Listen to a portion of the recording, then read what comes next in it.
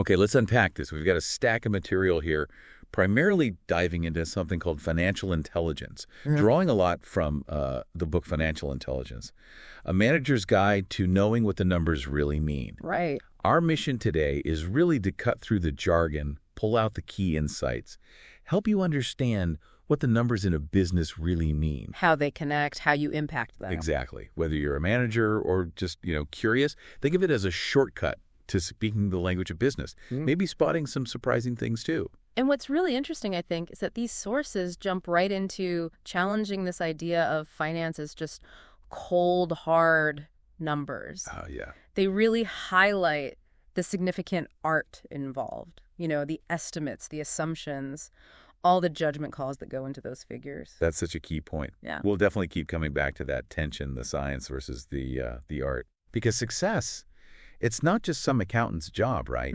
Everyone impacts performance. And understanding how it's measured, how your actions connect, well, it helps you feel more involved. See the bigger picture. And the material suggests this leads to better decisions, more trust, lower turnover even, and just better results overall. It really is the common language business uses to keep score. Exactly. And to speak that language, you really need to get a handle on the three main financial statements. They're the foundation. Right. For knowing where a company stands, how it's doing. Yeah. So let's jump into the first one then, the income statement. Okay. So this one tells a story. Performance over a specific period. Could be a month, a quarter, a whole year. Right. It lays out the revenues, the expenses, and then the profit that results. People call it different things too, right? P&L? Yeah, P&L, statement of earnings, statement of operations, lots of names. But they all get you to the same place. Bottom line, net profit or net income. And that story, it always kicks off at the very top with sales or revenue. That's right, the top line. When you hear top line growth, they just mean sales are going up. Okay, now, you mentioned the art in finance. This seems like the first place it really shows up, huh? Revenue recognition. Absolutely. It's not always as simple as did we get the cash. Right. Revenue is technically recorded when the product or service is delivered, and that might not be when the cash arrives. So it requires judgment. Can you give an example? Sure. Imagine selling a big piece of machinery, but it comes with a 1-year service contract included in the price. You deliver the machine in October, Okay. but the service covers the next 12 months. How much revenue do you book right away in October? The accountant has to sort of estimate the value of the machine itself versus the future service. That's a judgment call. Gotcha. So the number right at the top, it involves assumptions, not just counting cash. And I can see how that could be, well, biased or worse. Precisely. The sources talk about how just changing an accounting policy for revenue recognition can suddenly make revenues look better. Even if nothing actually changed in sales. Exactly. And if your bonus is tied to that reported revenue, well, you might get a bump just because of an accounting tweak you didn't even know about. Wow. That highlights why understanding the policy matters, not just the number. And unfortunately, some big financial scandals, they started right there.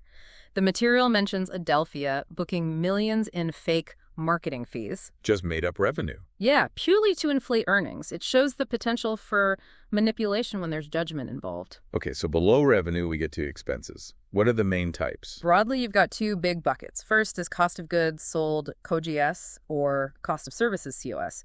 These are the direct costs of making the thing or delivering the service. Like materials, direct labor. Right. And then you have operating expenses, often called SG&A sales, general and administrative.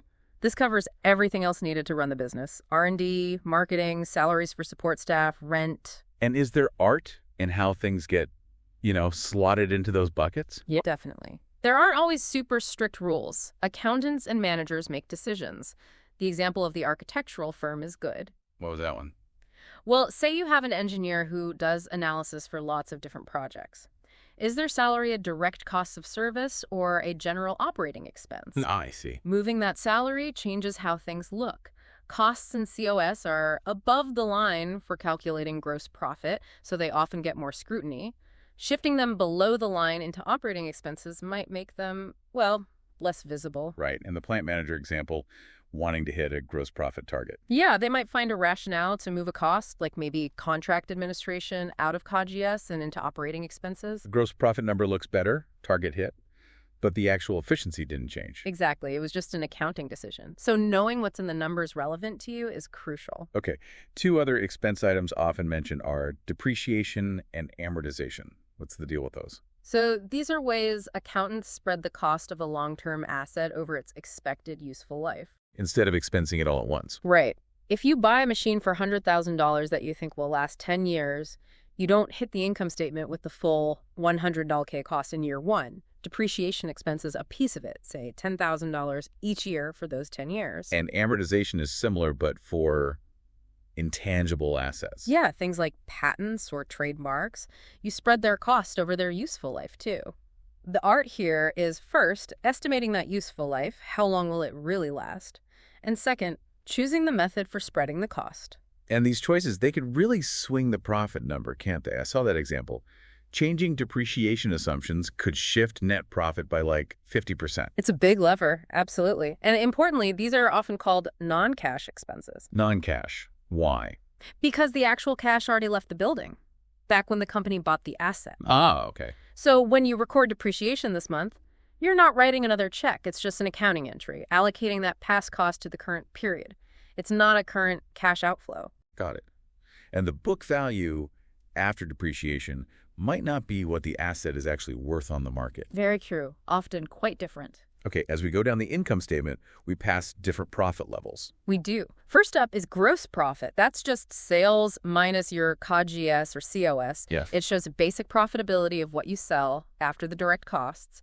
Then you subtract the operating expenses, including that depreciation and amortization, and you get operating profit. Also called EBIT. Exactly. Earnings before interest and taxes.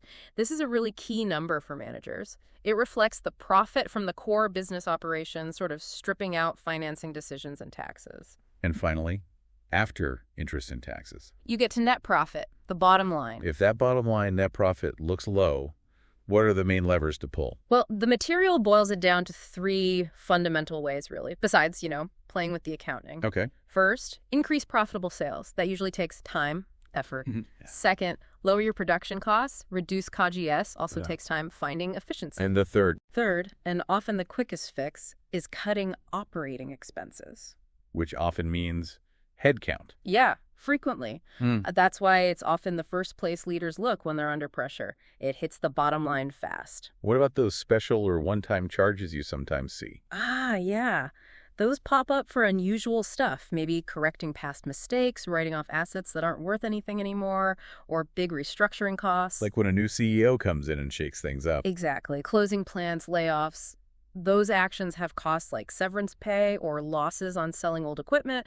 They get bundled into these special charges. And the idea of taking the big bath, what's that? That's when a company decides, okay, let's get all the bad news out at once. They lump all the expected restructuring costs, write-offs, everything negative into one period. Making that period look awful. Right, but the hope is it makes future periods look cleaner, better by comparison, because those costs are hopefully gone. And estimating those charges.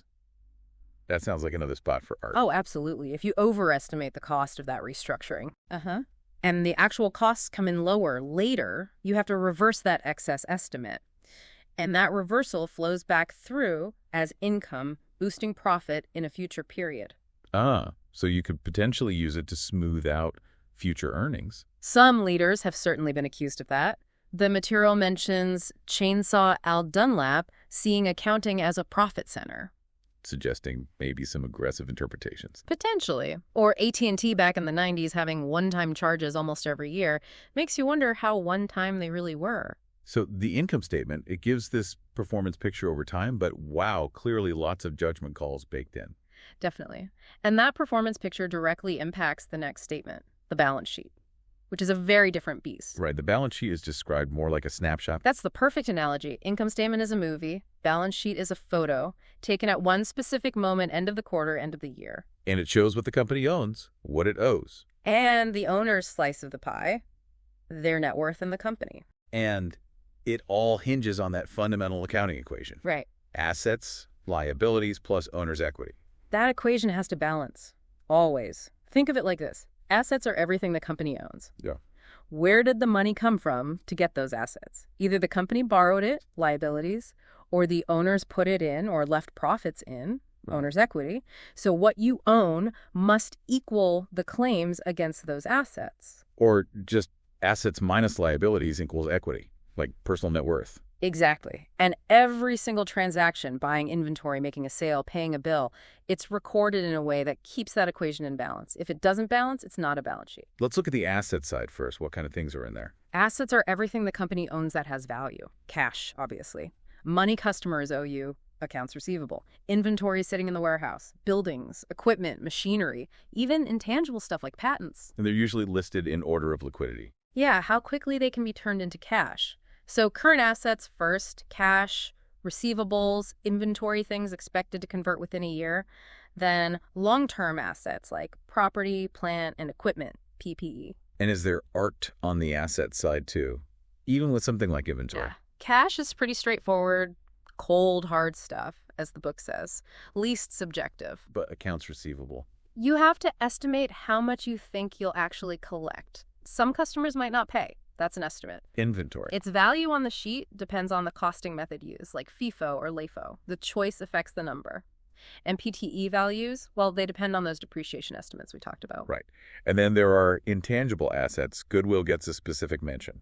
Goodwill is a funny one. It only shows up when one company buys another for more than the fair value of its identifiable net assets. What does that mean? Okay, say Company A has identifiable assets minus liabilities worth $5 million, but Company B pays $7 million to buy Company A. Company B puts Company A's $5 million in net assets on its balance sheet, plus $2 million of goodwill. And that $2 million represents? Supposedly, things you can't easily put a finger on.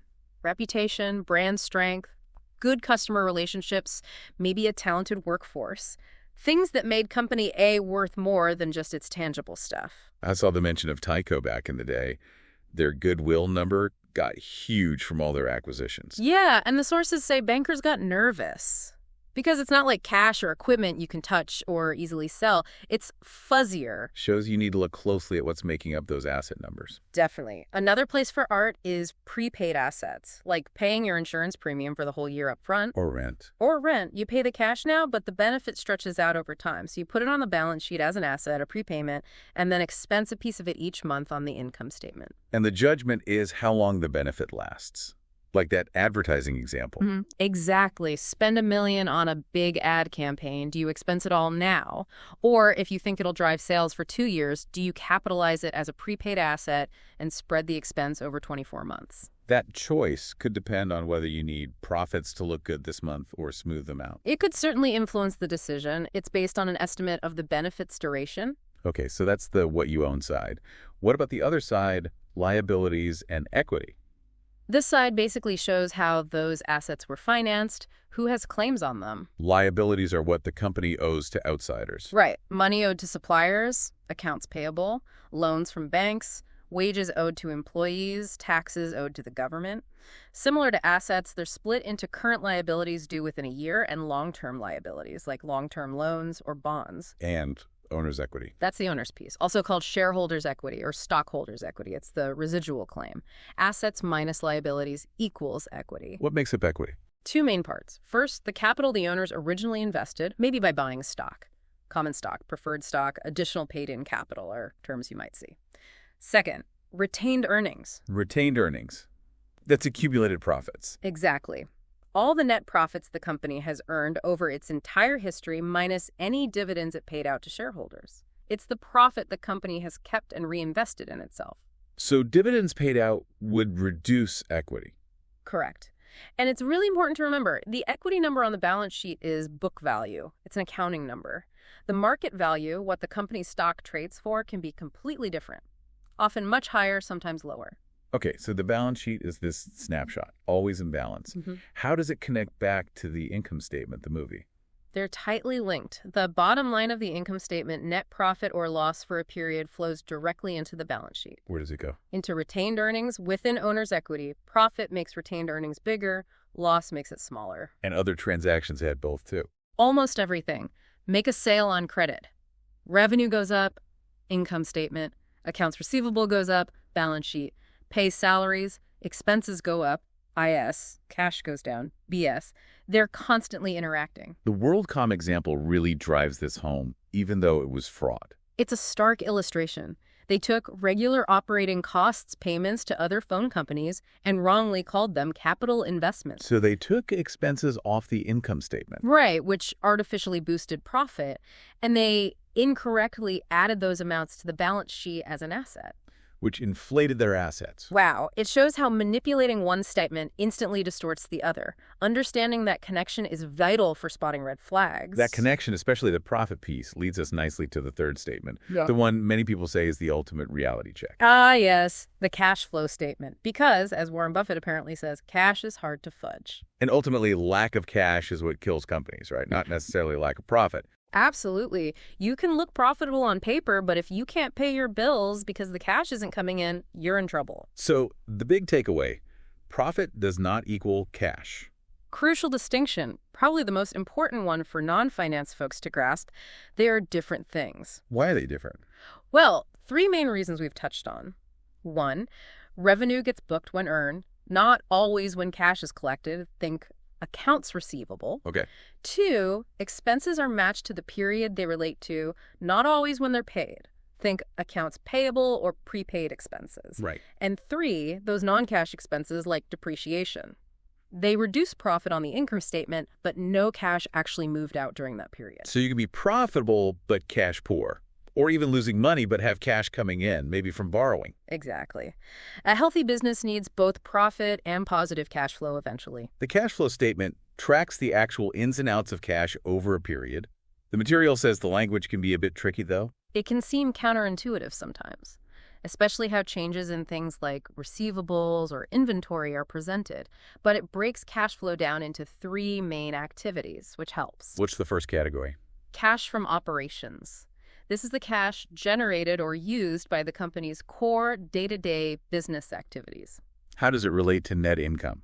It starts with net income, then makes adjustments. It adds back non-cash expenses like depreciation. Then, crucially, it adjusts for changes in working capital accounts. Working capital, Yeah. like receivables, inventory, payables. Exactly. If your accounts receivable went up during the period, it means you booked sales, boosting profit, but haven't collected the cash yet. So you subtract that increase from net income to get to operating cash flow. Okay, that makes sense. Less cash than profit. Right. Conversely, if your accounts payable went up, it means you recorded expenses, lowering profit, but haven't paid the bills yet, so you add that increase back to net income. More cash than profit in that respect. Got it. What's the second category? Cash from investing. This tracks cash spent on or received from long-term assets. Like buying new equipment. Buying equipment, selling a building, acquiring another company. It all goes here. If a company is investing heavily in its future, this section will likely show a large negative number, cash outflow. And a third. Cash from financing. This deals with cash transactions with lenders and owners. Borrowing money. Paying back loans. Yep. Issuing stock brings cash in. Paying dividends or buying back stock sends cash out. It shows how the company is funding itself and returning capital to its owners or lenders. The material mentioned Warren Buffett's idea of owner earnings. Is that related to free cash flow? Very much so. Free cash flow is a really important metric people watch closely now. It's typically calculated as cash from operations minus capital expenditures, the cash spent on PPE from the investing section. What does that represent? It's basically the cash generated by the core business after reinvesting enough to maintain its current operations. It's seen as the cash truly available to the owners for dividends, paying down debt, acquisitions, or just building up reserves. Now, while Buffett says cash is hard to fudge, the material does hint that minor tweaking is possible. Yeah, like maybe aggressively delaying payments to suppliers right at the end of a quarter. It makes your cash balance look better temporarily on that specific date. But the bigger point for managers Is how their everyday actions directly impact that operating cash flow number, especially through managing working capital. how can managers influence cash flow? Where's their impact? Huge impact area. Accounts receivable, often measured by DSO days sales outstanding. How long it takes to get paid after a sale? Exactly. Anything that speeds that up improves cash flow. Selling to creditworthy customers, having clear payment terms, sending accurate invoices out fast. Even good customer service happy customers tend to pay faster. So sales, billing, customer service, Yeah. they all affect DSO and cash. Absolutely. The Sunbeam example is telling. Their DSO got suspiciously high because of those fake bill and hold sales. They booked revenue but weren't shipping product or collecting cash. It was a major red flag. Inventory is another big one, impacting cash, right? Massive. Inventory is often called frozen cash. Money is tied up in raw materials, work in process, finished goods. It just sits there until it's sold and you collect the cash. So reducing inventory levels frees up cash. Directly. And managers across the board impact inventory. Sales taking custom orders affects what you need to stock. Engineering designing complex products might increase parts inventory. Production managing downtime, batch sizes, plant layout. It all affects how much cash is tied up. There's that historical example of plants overproducing just to make their unit cost numbers look good. Right. They weren't thinking about the huge amount of cash getting locked up on the balance sheet. It's a balance between efficiency, meeting customer demand, and managing cash. Comparing inventory turns, how fast inventory sells between companies like Target and Walmart, really shows differences in cash efficiency. And the third piece of working capital, accounts payable. Yep. Managing when you pay your suppliers. Measured by DPO days, payable outstanding. Stretching payments keeps cash in your bank account longer. But there's a trade-off there. Big time. You have to balance conserving cash with maintaining good supplier relationships, your reputation, maybe even your credit rating. It's often a finance department decision, but the implications are broad. So understanding operating cash flow and how managing receivables, inventory, and payables drives it, that seems absolutely central to financial intelligence for managers. It really is. It's where operations directly hit the financial statements in a very tangible, cash-focused way. But just looking at raw numbers isn't quite enough. You need context.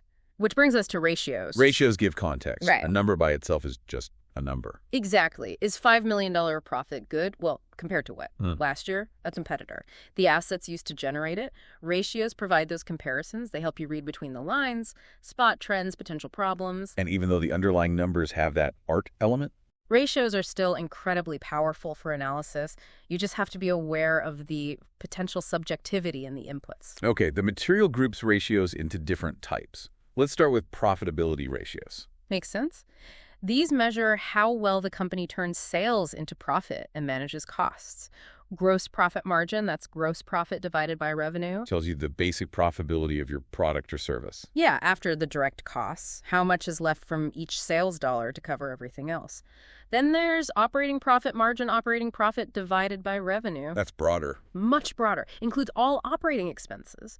It's a key indicator of how well the entire business is run operationally.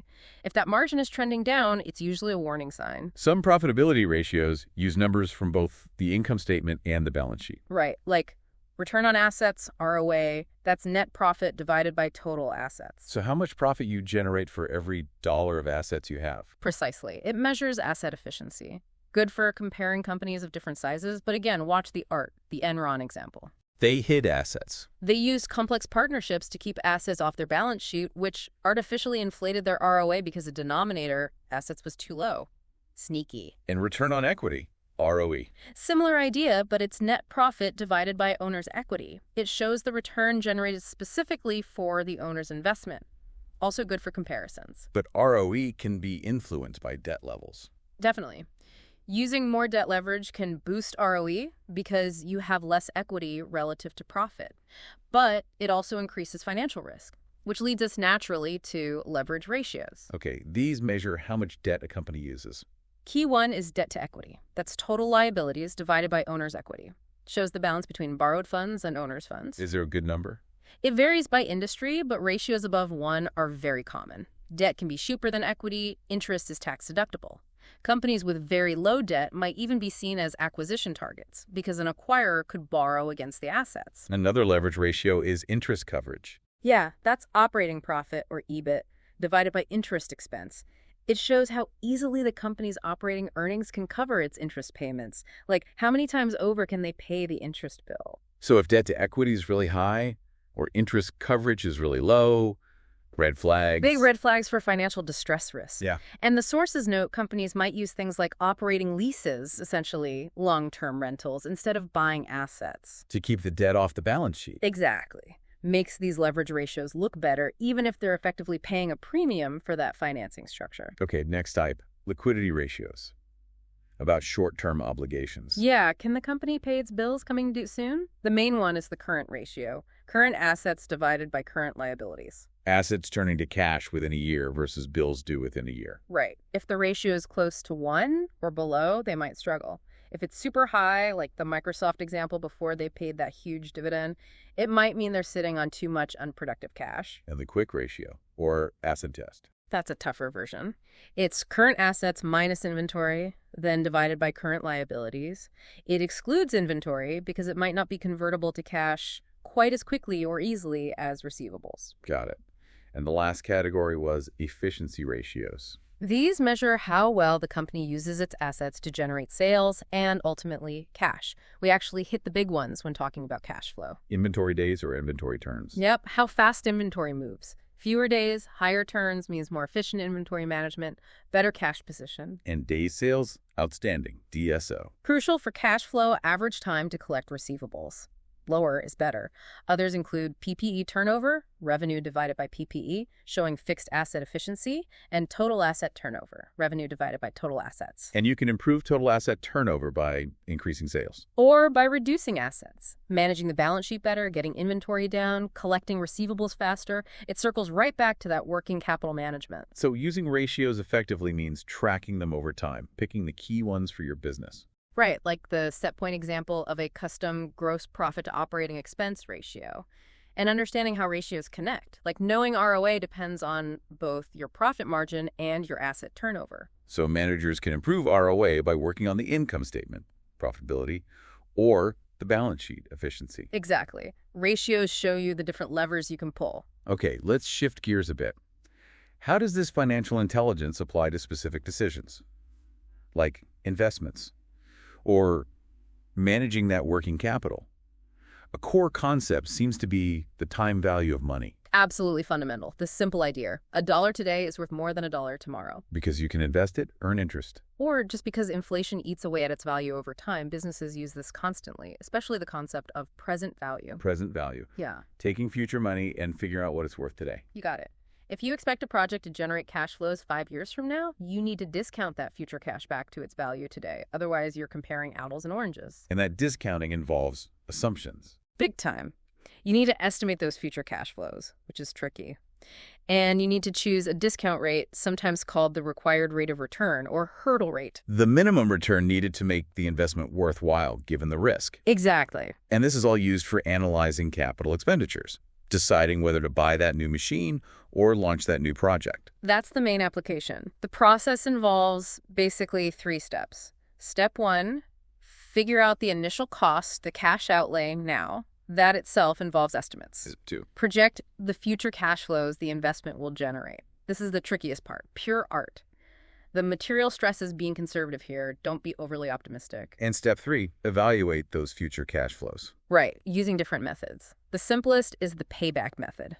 How long can you get your initial money back? Yeah, it's rough. Ignores cash flows after payback, ignores time value of money, but it's a quick screen. If the payback is way too long, maybe you just reject it. More sophisticated methods are net present value, NPV. NPV is powerful. You calculate the present value of all the expected future cash flows using your hurdle rate and subtract the initial cost. If NPV is positive. It means the project is expected to generate more value in today's dollars than it costs. It adds value to the company, gives you a dollar figure. And internal rate of return, IRR. IRR calculates the discount rate that would make the NPV exactly 0. It gives you the project's expected return as a percentage. You compare that percentage to your hurdle rate. So if IRR is higher than the hurdle rate, it's a go. Generally, yes. Both NPV and IRR are useful, though NPV is often preferred because it tells you the dollar amount of value created. But the material really hammers home that the real financial intelligence here isn't just plugging numbers into the formulas. Not at all. It's about critically examining the inputs, challenging the assumptions behind the cost estimate, step 1, and especially those future cash flow projections, step 2. That's where managers can add huge value. Like that story about the set point assembly tech. Perfect example. He wasn't a finance guy, but he understood the shop floor reality. When they proposed a new machine, he asked really smart, practical questions about the cost savings estimates and how those savings would actually happen. And his questions were so good, they scrapped the project. Yeah. He applied financial intelligence by questioning the assumptions, the art part of the forecast. That's savvy management. Okay, let's swing back to working capital management. The sources called it the magic of managing the balance sheet. It feels like magic because you can improve financial results, profitability, cash flow, without necessarily selling more stuff or cutting operating costs drastically. Wow. It's all about making that cycle from spending cash on inputs to collecting cash from customers more efficient, shortening the cash conversion cycle. And that cycle involves cash, inventory, receivables. Right. Cash buys raw materials inventory, which becomes work in process, then finished goods inventory. You sell the goods, creating accounts receivable, then you collect the cash. And if you buy supplies on credit, accounts payable, that helps fund the cycle temporarily. And this is an area where operational managers have huge influence. Enormous, direct impact. Speeding up collections, reducing DSO, frees up cash immediately. Affected by sales terms, billing accuracy, customer service. Reducing inventory, improving turns, lowering DII, frees up that frozen cash. Exactly.